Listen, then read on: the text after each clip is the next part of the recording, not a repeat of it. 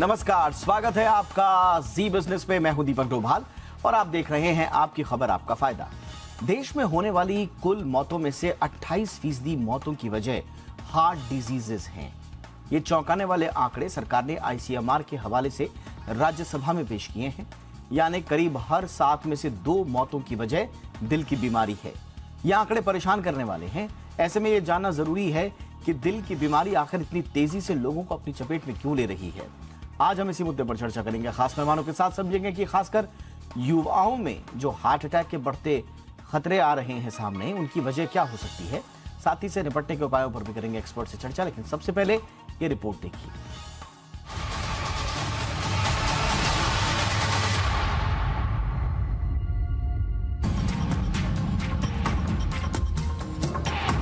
पिछले कुछ महीनों में जिम में एक्सरसाइज करते वक्त, गरबा खेलते समय या डांस के दौरान अचानक दिल का दौरा पड़ने से मौत के काफी मामले बढ़े हैं। तो क्या समझे कि हार्ट डिजीज तेजी से लोगों को अपनी गिरफ्त में लेता जा रहा है?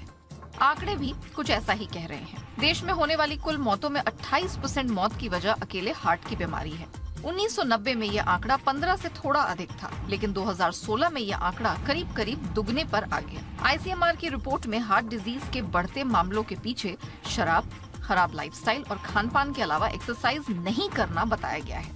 दरअसल ये आंकड़े आईसीएमआर की रिपोर्ट के आधार पर सरकार ने पेश किए हैं। कोरोना के बाद तो युवा भी तेजी से हार्ट डिजीज की चपेट में आए हैं। ऐसे में दिल की बीमारी से होने वाली मौत के आंकड़े और भी डराने वाले हो सकते हैं। लेकिन हमारा मकसद आपको डराना नहीं, बल्कि आपको इस बीमारी के खतरे के प्रति आगाह करना है। हार्ट अटैक के खतरे की बात करें तो डायबिटिक और ब्लड प्रेशर के मरीज को इसका सबसे ज्यादा खतरा रहता है। इसके अलावा जिनका बैड कोलेस्ट्रॉल बढ़ जाता है या जो लोग मोटापे का शिकार होते हैं, उन्हें भी हार्ट की बीमारी का जोखिम ज्यादा रहता है। साथ ही अधिक तनाव लेने वाले, लीवर में सूजन से पीड़ित रोगियों को भी हार्ट की बीमारी से अलर्ट रहने की जरूरत है। याद रहे, आपकी नींद भी पूरी होनी चाहिए, क्योंकि एक स्टडी में पता चला है कि जो लोग 5 घंटे से कम नींद लेते हैं, उनमें हार्ट की बीमारी के चपेट में आने का खतरा बढ़ जाता है। ऐसा नहीं है कि हर बार हार्ट अटैक से छाती में ही दर्द हो। कई बार लोगों को साइलेंट हार्ट अटैक का दौरा भी पड़ता है। दरअसल कई बार ब्रेन तक दर्द का एहसास पहुंचाने वाली नसों या स्पाइनल कॉर्ड में समस्या के चलते व्यक्ति दर्द का एहसास नहीं कर पाता है। कई बार डायबिटीज के मरीज में ऑटोनॉमिक न्यूरोपैथी की वजह से भी दर्द का पता नहीं चलता है, लेकिन दिल इसके संकेत जरूर दे देता है। जैसे बिना किसी कारण सुस्ती, मामूली काम में थकान होना, अचानक से पसीना निकलना और सांस फूलना इसके संकेत हैं। ऐसे में जैसे ही इन संकेतों का पता चले, दिल के बजाय दिमाग से काम लें और हार्ट की तत्काल जांच करवाएं, क्योंकि ये आपकी सेहत से जुड़ा दिल का मामला है। ब्यूरो रिपोर्ट, जी मीडिया। और इस वक्त हमारे साथ बहुत ही खास मेहमान जुड़ चुके हैं इस महत्वपूर्ण मसले पर बातचीत करने के लिए। हमारे साथ हैं डॉक्टर बलबीर सिंह, जाने माने कार्डियोलॉजिस्ट हैं देश के, और मैक्स हॉस्पिटल में पूरा का पूरा जो विभाग है उसे आप हेड करते हैं। डॉक्टर बलबीर सिंह, बहुत बहुत स्वागत है सर आपका हमारे शो पर। डॉक्टर सिंह, मैं चर्चा की शुरुआत आपसे करना चाहूँगा सर। ये जो रिपोर्ट कह रही है कि 28% लगभग हर चौथा, या थोड़ा सा अगर उसको ऊपर की तरफ ले जाया जाए तो हर तीसरा, यानी कि इतनी सारी डेथ्स जो हैं वो कार्डियक रीजंस की वजह से रजिस्टर की जा रही हैं। क्या ये नॉर्मल है सर? ये स्वाभाविक है, एक्सपेक्टेड है ये डेटा, या आप इसमें कुछ नयापन देख रहे हैं, कुछ बढ़ोतरी देख रहे हैं सर? ये डेटा बिल्कुल करेक्ट है, क्योंकि हम रोज देख रहे हैं कि हार्ट अटैक से पेशेंट हमारे पास जो आ रहे हैं ज़्यादा आ रहे हैं और डेथ्स भी बहुत हो रही है। अब ये भी ख़त्म हो गया है कि पहले हम सोचते थे कि यंग एज में कैसे हार्ट अटैक हो जाएगा। अब हमें बहुत पेशेंट देखते हैं ये यंग एज में आए होते हैं। पहले हमें लगता था महिलाओं को कम होगा हार्ट अटैक, वो भी ख़त्म होता जा रहा है भरम। तो हमें पता है कि ये एक्सप्लोजन में है इंडिया में हार्ट डिजीज़ जिस तरह से राइज करा है, और वो भी यंगस्टर्स में, ये बहुत खतरनाक है। और सर इसके रीजंस क्या, डॉक्टर सिंह, मैं थोड़ा सा रीजंस पे जाना चाहूँगा। इसके रीजंस क्या हैं? क्या बदलती लाइफस्टाइल इसकी ज़्यादा, क्योंकि ये भी कहा जा रहा है कि हमने काफ़ी तरक्की की है बीते 3-4 दशकों में हार्ट को लेकर, लेकिन इस सिद्धांत के हिसाब से तो हार्ट डिजीजेस कम होनी चाहिए थी, अलबत्ता वो बढ़ रही है और ज़्यादा मौतें रजिस्टर हुई हैं हार्ट की वजह से। तो कारण क्या है सर? हमने तरक्की की है ट्रीटमेंट में। हमारे जो जहाँ नुकसान हुआ है वो प्रिवेंशन में। तो लाइफस्टाइल बहुत चेंज हो गया, डायबिटीज़ का इंसिडेंस बहुत हाई हो गया, हाइपरटेंशन बहुत हाई हो गई, खाना पीना हाई कैलोरिक फूड इतना कॉमन हो गया कि अब पहले खाना ऐसा कौन खाता था, अब कोई घर पे खाने को तैयार नहीं है। रात को बाहर dinner, late night parties, alcohol, smoking, ये लाइफस्टाइल को बहुत ख़राब हो गया। उस खराब लाइफस्टाइल से हमारा ये रेशोज खराब हो रहे हैं। कोविड ने काफ़ी नुकसान किया। कोविड ने एक जो नुकसान किया कि क्लॉटिंग बढ़ गई, ब्लड की क्लॉटिंग बढ़ गई। क्या उसके इल इफेक्ट्स अभी तक आ रहे हैं वो मैं नहीं कह सकता। दूसरी चीज़, कोविड ने ये नुकसान किया, लोगों को घर में डाल दिया, तो उनकी एक्सरसाइज वगैरह काफ़ी हद तक बंद हो गई और वो उनका खान पान बढ़ गया। उससे भी डायबिटीज़ और ब्लड प्रेशर और कोलेस्ट्रॉल की बीमारियां बढ़ गई। इन सब ये एक सॉइल है हार्ट अटैक के लिए। उसको सॉइल चाहिए, कोलेस्ट्रॉल चाहिए, उसको ओवरवेट चाहिए, उसको स्ट्रेस्ड पर्सन चाहिए।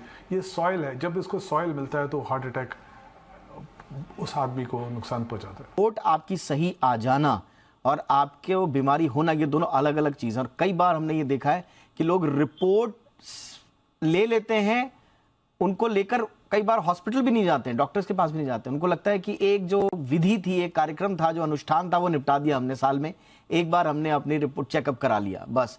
और वो रिपोर्ट लेके खुद ही से पढ़ लिया, थोड़ा बहुत उसको कंपेयर कर लिया गूगल पे जाके, हाँ ये तो ठीक है, ओके ये फाइन, ये ज़्यादा गंभीर नहीं है, ओके मैं ठीक हूँ, और अपने आप मान लिया कि मैं ठीक हूँ।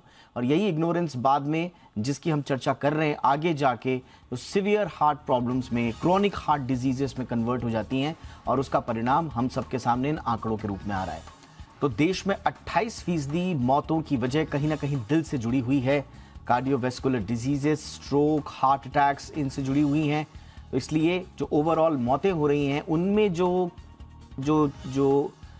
कंट्रीब्यूशन है हार्ट डिजीजेस का, उसके बढ़ने पर आज हम कर रहे हैं चर्चा, और कैसे इसे रोका जा सकता है। दो खास मेहमानों के साथ। डॉक्टर बलबीर सिंह, उन लोगों के लिए आप क्या कहेंगे सर जो अभी अर्ली रिस्क वाले सेगमेंट में आते हैं?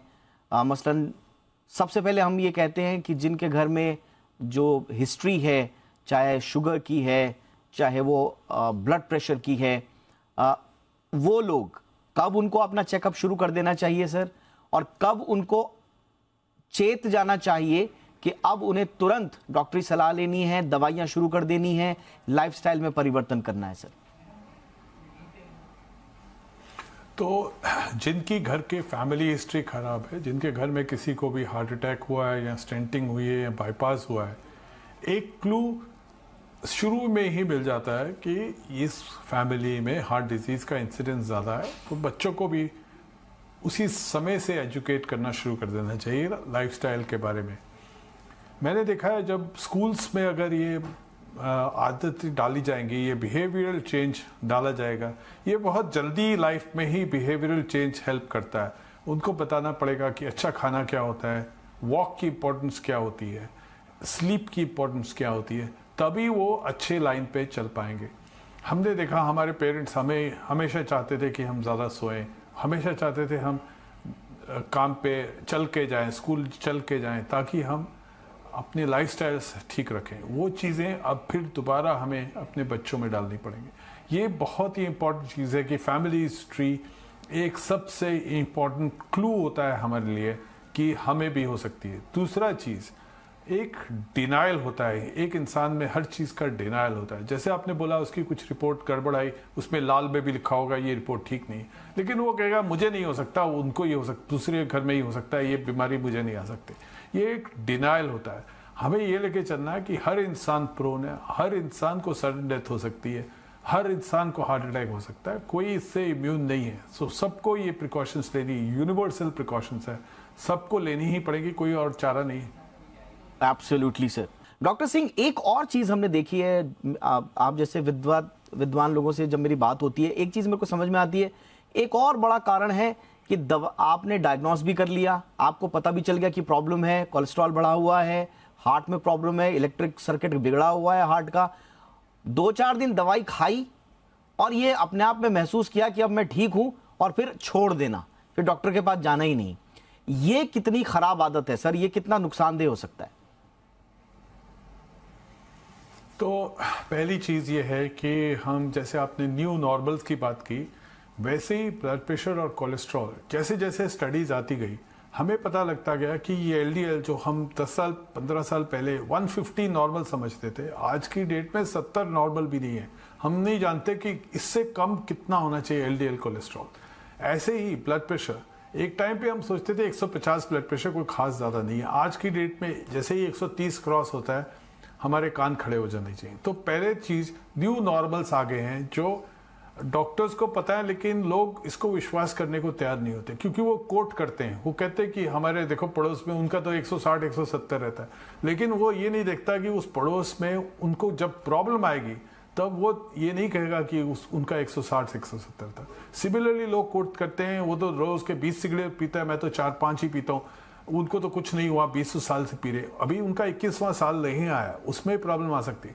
तो ये चीज़ों को हम नज़रअंदाज करते हैं, अपने आप को एस्केपिस्ट बनाना चाहते हैं इन चीज़ों से बचने के लिए, कि रीज़न देना चाहते हैं, एक्सप्लेन करना चाहते हैं कि हम ठीक हैं, जबकि वो गलत होते हैं। एक और चीज़ जो प्रॉब्लम मैंने देखी पर्सनली, जो व्हाट्सएप ग्रुप्स में कई बार बहुत गलत मैसेजेस जाते हैं, जैसे कोलेस्ट्रॉल लोअरिंग मेडिसिन के बारे में इतने गलत मैसेजेस जो व्हाट्सएप ग्रुप्स पे जाए, वो बहुत लोगों को काफ़ी नुकसान पहुंचा सकते हैं। कि कई लोग ये मैसेजेस पढ़ के अपनी दवाइयाँ बंद करते हैं, हमसे आके पूछते हैं कि मैंने ऐसा मैसेज पढ़ा, क्या ये मैं बंद कर दूँ दवा। तो ये आपने बिल्कुल सही कहा कि मरीज़ जैसे ही देखता है कि उसकी कोलेस्ट्रॉल नॉर्मल हो गया, वो दवा बंद करने की कोशिश करता है। उसको फिर डॉक्टर की एडवाइस लेनी चाहिए, क्या मैं दवा कम कर सकता हूँ, बंद तो कभी नहीं करनी चाहिए, दवा कम कर सकता हूँ, क्या मैंने लाइफस्टाइल इतना अच्छा कर लिया है, क्या मैं बंद कर सकता हूँ। तो वो उसको गाइड कर पाएगा, अपने आप नहीं आप गाइड कर सकते अपने आप को। एब्सोल्युटली। और ये जो व्हाट्सएप वाली आपने बात बोली, एक से एक कॉन्स्पिरेसी थ्योरीज चल रही होती हैं। ऐसा कहा जाता है कि ये ब्लड प्रेशर कुछ नहीं है, ये तो इंटरनेशनल साजिश है, ये तो दवा कंपनियों की साजिश है। इसी तरह से कोलेस्ट्रॉल के बारे में कहा जाता है, ये तो इंटरनेशनल साजिश है साहब, कुछ नहीं होता, ये तो इस तरह की थ्योरीज, कॉन्स्पिरेसी थ्योरीज के चक्कर में आपको नहीं पड़ना है, व्हाट्सएप ज्ञान के चक्कर में मत पड़िए। डॉक्टर के पास जाइए, उनके टच में रहिए और उनकी बात को मानिए, क्योंकि अगर आपने उनकी बात मानी, अपनी लाइफ को सुधारा, तो स्वाभाविक रूप से ये जो आंकड़े दुर्भाग्यपूर्ण रूप से आज हम जिन पर डिस्कशन कर रहे हैं, वो आंकड़े सुधरी हुई स्थिति में हम लोगों के सामने होंगे और हम सबकी जिंदगियां खुशहाल होंगी। बहुत बहुत शुक्रिया आप दोनों का वक्त निकाला आपने, doctor Balbir Singh, thank you so much sir.